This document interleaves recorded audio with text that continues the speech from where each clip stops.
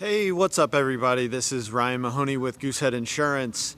One of the things that comes up when I am going over homeowners insurance is the replacement cost versus market value of the home.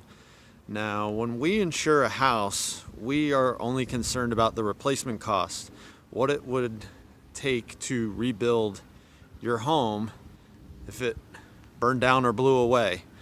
Now, if you take this home here and you put it on the ocean, your construction costs are going to be the same, but your location is what's going to drive up the price, and that is the market value. So kind of a simple way of thinking about it is the replacement cost on your home, whether it's located here or on the ocean, is going to be very similar. However, your market value could be drastically different. So we are just going to insure you for replacement cost, not necessarily what the market value of the house is.